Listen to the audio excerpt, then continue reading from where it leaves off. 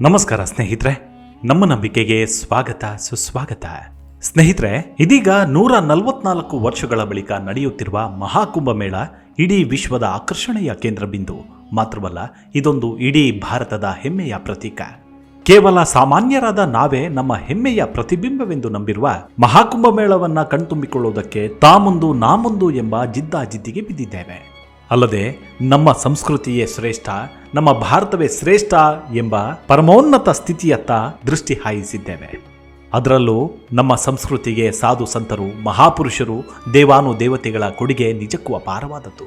ಅದರಲ್ಲೂ ಇಡೀ ಭೂಮಿಯನ್ನ ಉದ್ಧಾರ ಮಾಡಿದ್ದು ಶ್ರೀ ವಿಷ್ಣುವಿನ ಅವತಾರವೆಂದೇ ನಂಬಲಾದ ಜಮದಗ್ನಿಯ ಸುಪುತ್ರರಾದ ಪರಶುರಾಮರೇ. 17 ಬಾರಿ ಭೂಲೋಕ ಪ್ರದಕ್ಷಿಣೆ ಮಾಡಿ ಅಧರ್ಮವನ್ನ ಸರಿದೂಗಿಸಿದ್ರು ಎನ್ನೋ ಪುರಾಣ ಕಥೆಗಳನ್ನೆಲ್ಲ ಆದಷ್ಟು ಕೇಳಿದ್ದೇವೆ. ಇಂದಿಗೂ ಪರಶುರಾಮರೇ ಗುರು ಪರಂಪರೆಯಲ್ಲಿ ಅಗ್ರಸ್ಥಾನವನ್ನ ಅಲಂಕರಿಸುವ ಪರಮಾತ್ಮನ ಅಂಶವೆಂದೇ ನಂಬಿದ್ದೇವೆ. ಸ್ನೇಹಿತರೆ, ಕೆಲ ದಿನಗಳ ಹಿಂದೆ ಅಂದ್ರೆ ಮಹಾಕುಂಭಮೇಳ ಶುರುವಾಗೋಕ್ಕೂ ಮುನ್ನ ಸೋಷಿಯಲ್ ಮೀಡಿಯಾದಲ್ಲಿ ಕುಂಭಮೇಳ ಆಯೋಜನೆಯ ಕುರಿತು, ಸಾಧು ಸಂತರ ಕುರಿತು ಸಾಕಷ್ಟು ವಿಡಿಯೋಗಳು ಹರಿದಾಡಿದ್ವು. ಅಂತಹ ವಿಡಿಯೋಗಳಲ್ಲಿ ಒಂದಂತೂ ತುಂಬಾ ವೈರಲ್ ಆಗಿತ್ತು. ಅದುವೇ ಓರ್ವ ಅಜಾನುಬಾಹು ಸಾಧುವಿನದ್ದು. ಅವರನ್ನ ನೋಡಿದ್ದೇ ತಡ ನೆಟ್ಟಿಗರು ಓಹೋ ಪರಶುರಾಮನಂತೆ ಕಾಣುತ್ತಿದ್ದಾರೆ, ಪರಶುರಾಮರ ಅವತಾರ ಅಂತಲೇ ವರ್ಣಿಸಿ ಆ ವಿಡಿಯೋವನ್ನ ಶೇರ್ ಮಾಡಿದ್ರು. ಆ ಸಾಧುವು ಕೂಡ ನೋಡಲು ಅಷ್ಟೇ ತೇಜಸ್ಸಿನಿಂದ ತುಂಬಿದ್ದ ವ್ಯಕ್ತಿಯೇ. ರಸ್ತೆಯಲ್ಲಿ ನಡೆದು ಹೋಗುತ್ತಿದ್ದರಂತೂ ಥೇಟ್ ಋಷಿ ಮುನಿಯಂತೆಯೇ ಕಾಣಿಸ್ತಿದ್ರು. ಆದ್ರೆ ಇದೀಗ ಆ ಸಂತನಿಗೆ ಸಮಸ್ಯೆ ಶುರುವಾಗಿದೆ. ಭಾರತೀಯರು ಯಾರಾದ್ರೂ ಸಹಾಯ ಮಾಡಿ ಅಂತ ಮನವಿಯನ್ನ ಮಾಡ್ತಿದ್ದಾರೆ. ನಿಜಕ್ಕೂ ಅವರ ಪರಿಸ್ಥಿತಿ ಕೇಳಿದರಂತೂ ಒಂದು ಕ್ಷಣ ನೋವುಂಟಾಗತ್ತೆ. ಬನ್ನಿ, ಹಾಗಿದ್ರೆ ನಿಜಕ್ಕೂ ಅವರು ಯಾರು, ಅವರ ಮೂಲ ಯಾವುದು, ಯಾಕಾಗಿ ಭಾರತಕ್ಕೆ ಬಂದರು, ಅವರ ಉದ್ದೇಶವೇನು, ಅವರ ಪೂರ್ವಾಪರ ಎಂಥದ್ದು ಅನ್ನೋದನ್ನ ಇಂದಿನ ಸಂಚಿಕೆಯಲ್ಲಿ ನೋಡೋಣ. ಅದಕ್ಕೂ ಮುನ್ನ ನಮ್ಮ ನಂಬಿಕೆಗೆ ನಿಮ್ಮ ಬೆಂಬಲವಿರಲಿ. ಸ್ನೇಹಿತರೆ, ಹೀಗೆ ಸೋಷಿಯಲ್ ಮೀಡಿಯಾದಲ್ಲಿ ಪರಶುರಾಮನೆಂದೇ ಕರೆಯಲ್ಪಟ್ಟ ಸಾಧು ವೇಷಧಾರಿ ವ್ಯಕ್ತಿ ಯಾರು, ಅವರ ಹಿನ್ನೆಲೆ ಎಂಥದ್ದು ಅನ್ನೋದನ್ನ ತಡಕಾಡಿದವರು ಸಾಕಷ್ಟು ಮಂದಿ ಇದ್ದಾರೆ. ಆದರೆ ಈ ಮಹಾಕುಂಭಮೇಳದ ಸಮಯದಲ್ಲಿ ಇಡೀ ವಿಶ್ವವೇ ಒಂದಾಗ್ತಿದೆ. ವಿದೇಶಗಳಿಂದಲೂ ಭಕ್ತಾದಿಗಳು ಹಾಗೂ ಯಾತ್ರಾರ್ಥಿಗಳು ಈ ಸುದಿನವನ್ನ ಕಣ್ತುಂಬಿಕೊಳ್ಳಲು ಆಗಮಿಸುತ್ತಿದ್ದಾರೆ. ನಿಜಕ್ಕೂ ಇದೊಂದು ಅಮೋಘ ಕ್ಷಣ. ಎಲ್ಲಿಂದೆಲ್ಲಿಗೋ ಪ್ರಯಾಗ್ರಾಜ್ಗೆ ಬರುತ್ತಿರುವ ಜನಸಾಗರದ ಹರುಷವನ್ನ ನಿಜಕ್ಕೂ ವರ್ಣಿಸಲು ಅಸಾಧ್ಯವೇ ಸರಿ. ಆದರೆ ಜನ ಮರಳೋ ಜಾತ್ರೆ ಮರಳೋ ಎಂಬ ಗಾದೆ ಮಾತಿನಂತೆ ಮಹಾಕುಂಭಕ್ಕೆ ತೆರಳಲು ಯಾರಿಗೆಲ್ಲ ಅವಕಾಶ ಸಿಕ್ಕಿದೆಯೋ ಹೇಳೋದು ಕಷ್ಟ. ಆದರೆ ಅಂತಹ ಸುದಿನಕ್ಕೆ ಹಾತೊರೆಯುತ್ತಿರುವ ಚಾತಕ ಪಕ್ಷಿಯಂತೆ ಕಾಯುತ್ತಿರುವವರ ಸಾಲಿನಲ್ಲಿ ಈ ಮಾಡರ್ನ್ ಪರಶುರಾಮರು ಕೂಡ ಒಬ್ರು. ಅವರ ವೇದನೆ ಮಾತ್ರ ಯಾರೊಬ್ಬರಿಗೂ ಅರ್ಥವಾಗ್ತಿಲ್ಲ. ಅವರಿಗಿರುವ ಭಾರತದ ಮೇಲಿನ ಅಭಿಮಾನ, ಸೆಳೆತ, ಭಕ್ತಿ ಎಲ್ಲವೂ ಮಹಾಕುಂಭದ ಜೈಕಾರದಲ್ಲೇ ಸವಿದು ಹೋಗ್ತಿದೆಯೇನೋ ಅನಿಸುತ್ತೆ. ಯಾಕಂದ್ರೆ ಇವರು ಭಾರತದವರಲ್ಲ, ಬದಲಿಗೆ ಇವರ ತಾಯ್ನಾಡು ರಷ್ಯಾ ದೇಶ. ಸ್ನೇಹಿತರೆ, ರಷ್ಯಾದ 6.5 ಅಡಿ ಎತ್ತರದ ಮಸ್ಕ್ಯುಲರ್ ಬಾಬಾನೇ ಎಲ್ಲರ ಕೇಂದ್ರ ಬಿಂದು. ರಸ್ತೆಯಲ್ಲಿ ನಡೆದು ಬರ್ತಿದ್ರೆ ಎಲ್ಲರ ಚಿತ್ತ ಆಕಸ್ಮಿಕವಾಗಿಯೇ ಈ ದೇಹಕಾಯನ ಮೇಲೆ ಬೀಳುತ್ತೆ. ಕಾವಿ ತೊಟ್ಟು, ಕೈಯಲ್ಲಿ ಕಮಂಡಲವನ್ನು ಹಿಡಿದು, ಕೊರಳಿಗೆ ಕರಕ್ಕೆ ರುದ್ರಾಕ್ಷಮಾಲ ಪೋಣಿಸಿ, ಎದೆಯುದ್ದಕ್ಕೂ ಬಿಳಿಗಡ್ಡ ಬಿಟ್ಟು, ತಲೆಗೂದಲನ್ನ ಕೊಂಡೆ ಕಟ್ಟಿ ನಡೆಯುತ್ತಿದ್ದರೆ ನಿಜಕ್ಕೂ ಋಷಿಗಳನ್ನೇ ನಾಚಿಸುವಂತಹ ವಜ್ರದೇಹಿ ಇವರದ್ದು. ಇವರ ಆಧ್ಯಾತ್ಮಿಕ ಹೆಸರು ಆತ್ಮ ಪ್ರೇಮಗಿರಿ ಮಹಾರಾಜ್. ಮೂಲತಃ ರಷ್ಯಾದವರಾದ ಇವರ ಹೆಸರು ಎಲೆಸ್ಕಿ ಗಾರ್ಸಿನ್. 1975ರಲ್ಲಿ ಜನಿಸಿದ್ದ ಇವರು ರಷ್ಯಾದಲ್ಲಿ ಆಗರ್ಭ ಶ್ರೀಮಂತರು. 10 ಬಿಸ್ನೆಸ್ಗಳಿದ್ವು. ಹಾಗೆ ಕೋಟ್ಯಾಂತರ ರೂಪಾಯಿ ತಿಂಗಳಿಗೆ ಕಮಾಯಿ ಬರ್ತಿತ್ತು. ಅದೇನೋ ಹೇಳ್ತಾರಲ್ಲ, ಹಣೆ ಬರಹಕ್ಕೆ ಹೊಣೆ ಯಾರು ಅಂತ. ಹಾಗೆ ಜನ್ಮಭೂಮಿ ರಷ್ಯಾ ಆದ್ರೆ ಕರ್ಮ ಭೂಮಿಯೇ ಭಾರತ. ಈಗಾಗಲೇ ಭಾರತಕ್ಕೆ ಕೆಲ ದಶಕಗಳ ಹಿಂದೆಯೇ ಬಂದು ದೀಕ್ಷೆ ಸ್ವೀಕರಿಸಿ ಸಾಧನೆ ಮಾಡಿದ್ದಾರೆ. ಅರೆ, ಇವರು ಹೇಗಪ್ಪ ಸಿಕ್ಕಿದ್ರು ಅಂತ ನಿಮಗೆ ಅಚ್ಚರಿ ಆಗಬಹುದು. ಅದಕ್ಕೂ ಒಂದು ಟ್ವಿಸ್ಟ್ ಇದೆ. ಅದೇನಂದ್ರೆ, ಕರ್ನಾಟಕದಿಂದ ಕಾಮಾಖ್ಯ ದೇವಿ ಸನ್ನಿಧಿ ಹಾಗೂ ನೇಪಾಳದ ಪಶುಪತಿನಾಥ ಸನ್ನಿಧಿಗೆ ತೆರಳಿದ್ದ ಕರ್ನಾಟಕದವರೇ ಆದ ರಾಘವೇಂದ್ರ ಗುರೂಜಿ ಎಂಬುವರಿಗೆ ಅಚಾನಕ್ಕಾಗಿ ನೇಪಾಳದ ಕಠ್ಮಂಡುವಿನಲ್ಲಿ ಈ ಸಾಧು ಮಹಾರಾಜರ ಭೇಟಿಯಾಗುತ್ತೆ.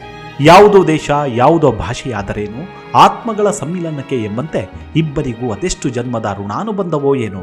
ಕಳೆದೆರಡು ದಿನಗಳಿಂದಲೂ ಜೊತೆಗೆ ಕಾಲ ಕಳೆಯುತ್ತಿದ್ದಾರೆ. ಅಲ್ಲದೆ ತಮ್ಮ ಅಳಲನ್ನ ಗುರೂಜಿಯ ಬಳಿ ಹೇಳಿಕೊಂಡಿದ್ದಾರೆ. ತಮಗೆ ಮಹಾಕುಂಭಮೇಳಕ್ಕೆ ತೆರಳಲು ಸಹಾಯ ಮಾಡಿ ಎಂದು ಅಂಗಲಾಚಿಕೊಳ್ತಿದ್ದಾರೆ. ಈ ಬಗ್ಗೆ ಸಾಧು ಮಹಾರಾಜರ ಸಮ್ಮುಖದಲ್ಲಿಯೇ ಗುರೂಜಿ ವಿಡಿಯೋ ಮಾಡಿದ್ದಾರೆ, ನೀವೇ ನೋಡಿ. ನಮಸ್ತೆ ಆತ್ಮೀಯ ಭಾರತೀಯರಿಗೆ ರಾಘವೇಂದ್ರ ಗುರೂಜಿಯವರ ನಮಸ್ಕಾರಗಳು. ಸಮಸ್ತ ಭಾರತೀಯರಿಗೆ ನಮಸ್ಕಾರಗಳು. ಇವತ್ತು ಬಹಳ ವಿಶೇಷ ಅಂತ ಹೇಳ್ಬೋದು. ನಮ್ಮ ಆತ್ಮ ಪ್ರೇಮ ಗಿರಿ ಮಹಾರಾಜರು ನೇಪಾಳದಲ್ಲಿ ಭೇಟಿಯಾಗಿದ್ದಾರೆ. ಬಹಳ ಸಂತೋಷ. ಹಾಗಾಗಿಯೇ ಇವತ್ತಿನ ವಿಷಯ ಬಹಳ ಮಹತ್ವ ಏನಂದರೆ, ಭಾರತದಲ್ಲಿ ಬಹಳ ಅದ್ಭುತವಾದಂತಹ ಕುಂಭಮೇಳ ಕಾರ್ಯಕ್ರಮ ನಡೀತಾ ಇದೆ. 144 ವರ್ಷಗಳ ನಂತರ ಕುಂಭಮೇಳ ಮಹಾಕುಂಭಮೇಳ ನಡೀತಾ ಇದೆ.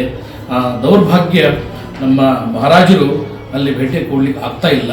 ಅದಕ್ಕೆ ಅನೇಕ ಕಾರಣಗಳಿದೆ. ಅವರ ಒಂದು ವೀಸಾ ಸಂಬಂಧ ಭಾರತದಲ್ಲಿ ಅವರು ಕುಂಭಮೇಳಕ್ಕೆ ಪಾಲ್ಗೊಳ್ಳಿಕ್ಕೆ ಆಗ್ತಾ ಇಲ್ಲ.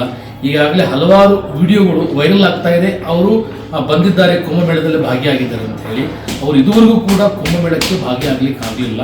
ಅವರಿಗೆ ಅನೇಕ ಕಾರಣಗಳು, ತೊಂದರೆಗಳಿಂದ ಅವರು ಬರಲಿಕ್ಕೆ ಆಗ್ತಾ ಇಲ್ಲ.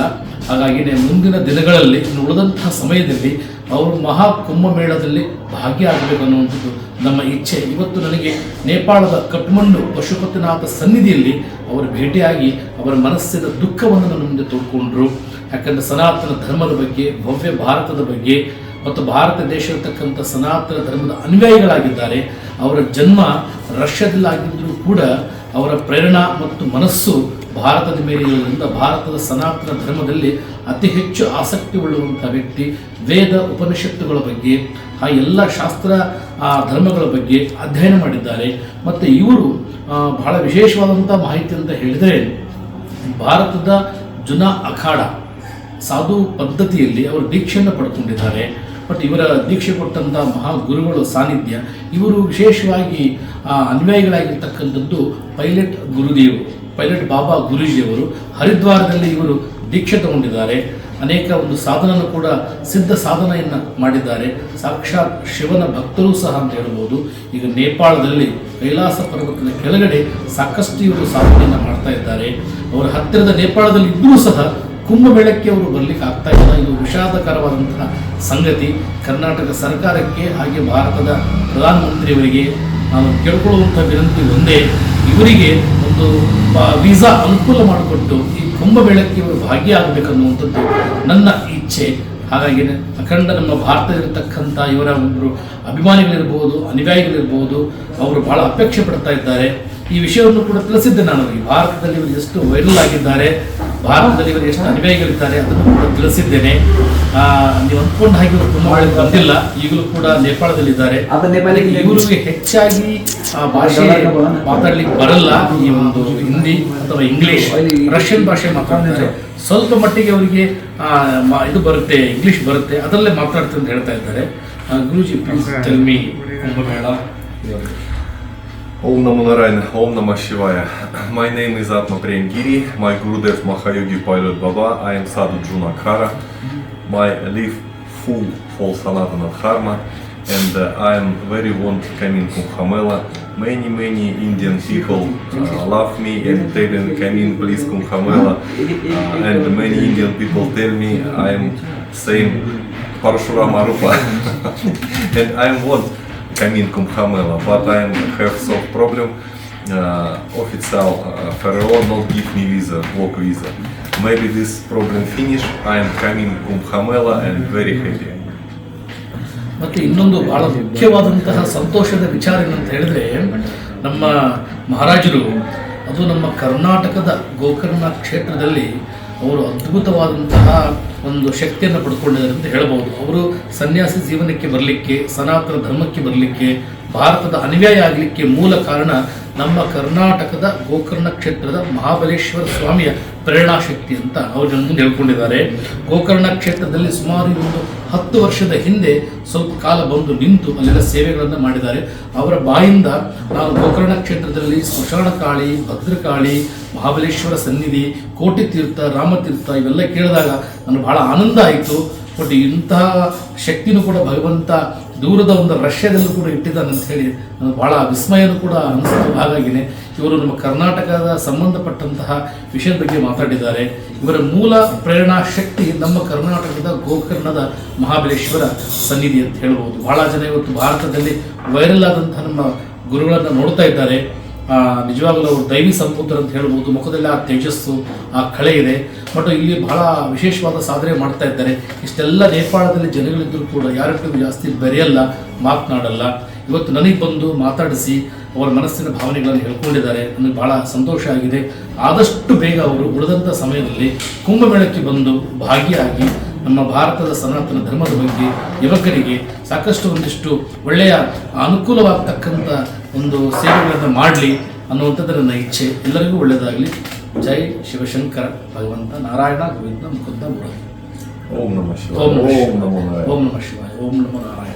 ಆತ್ಮ ಪ್ರೇಮಗಿರಿ ಮಹಾರಾಜ್ ಅವರ ಆಧ್ಯಾತ್ಮಿಕ ಪ್ರಯಾಣ ಶುರುವಾಗಿದ್ದು ಸುಮಾರು 30 ವರ್ಷಗಳ ಹಿಂದೆ. ಅದು ರಷ್ಯಾದಲ್ಲಿ.